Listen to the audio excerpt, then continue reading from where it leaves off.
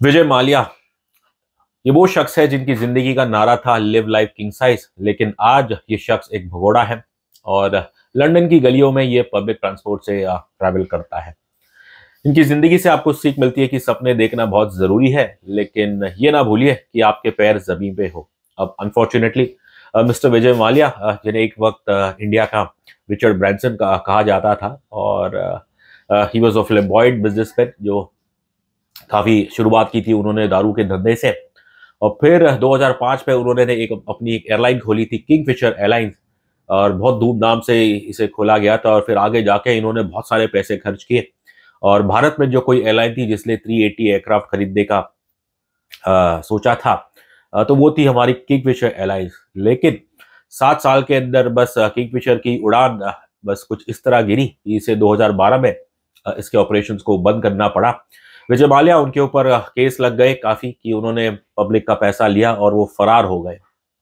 अब God knows what's happening to the case. वो कई सालों से लंदन में भगोड़े बन के बैठे हुए हैं। लेकिन इनकी जिंदगी से आपको पता चलता है कि जब ऊपर वाला देता है तो चप्पड़ फाड़ के देता है, लेकिन जब लेता है तो बिल्कुल आपसे सब कुछ छीन लेता है। एक एयरलाइन क्या बंद हुई, बस इनके सारे धंधे ही चौपट हो गए। इन्हें बेचना पड़ा, चाहे वो उनकी दारू का धंधा हो या फिर जो इनकी क्रिकेट टीम हुआ करती है, क्रिकेट टीम है आरसीबी। अब इनकी जिंदगी में तो नहीं, बट एक फिल्म आ रही है crew, that's directed by Rajesh and Krishnan. Krishnan साहब ने इससे पहले कॉमेडी डायरेक्ट की थी लूटकेस। अब क्रू भी एक कॉमेडी फिल्म है और कल इसका ट्रेलर लॉन्च किया गया। उस दौरान कृष्णन साहब ने एक बड़ी बात कही जब एमसी ने उनसे पूछा is it based on true incidents. तब बड़ी बेबाकी से कृष्णन साहब ने कहा कि उन्होंने किंगफिशर का नाम लिया और कहा कि हाँ, हमारी फिल्म ऐसी चीजें हुई है। और ये एक सटायर है जहाँ पे वो बताना चाहते हैं कि जब ऐसे हादसे होते हैं, एक बड़ी कंपनी बंद होती है, तो जो सबसे पहले आरी लगती है तो वो तो बेचारे इनोसेंट एम्प्लॉइज के ऊपर ही। एक बार जरा सुनिए उन्होंने क्या एग्जैक्टली कहा। तो basically I think it's all pretty much based on real life incidents. Correct. क्या होता है कि ये सारी चीजें हो ही रही हैं, हम देख ही रहे हैं कि एयरलाइन इंडस्ट्री की एक्चुअली वाट लगी पड़ी है। Correct. For whatever reasons, if you go back historically try to understand what's happening, there will always be two sides to the story in terms of why an airline company is suddenly folding up, right?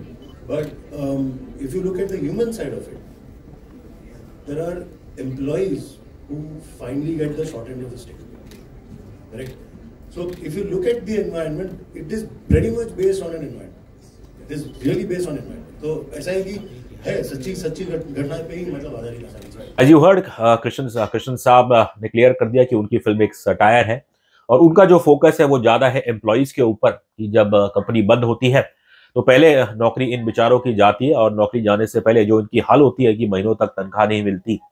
तो ये film बस उसी चीज पे एक satire है जहाँ पे आपके पास 3 एरोसेस है, that's played by Tabu, Kareena Kapoor Khan and Kriti Sanon.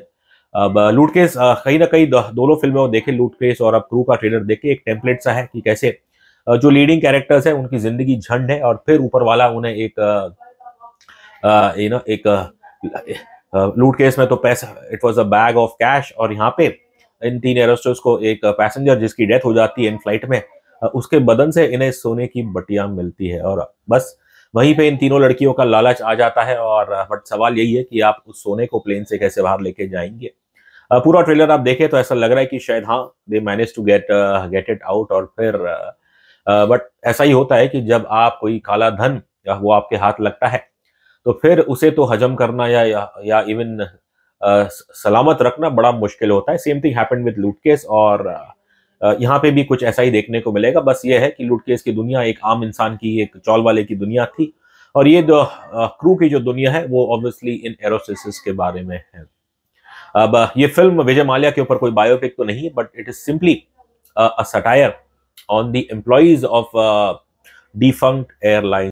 Trailer overall मैं कहूँ तो हाँ अच्छा है। और एक अच्छी बात यह है, कल कृति सैनन ने भी इसका जिक्र किया कि इस फिल्म में आपको कोई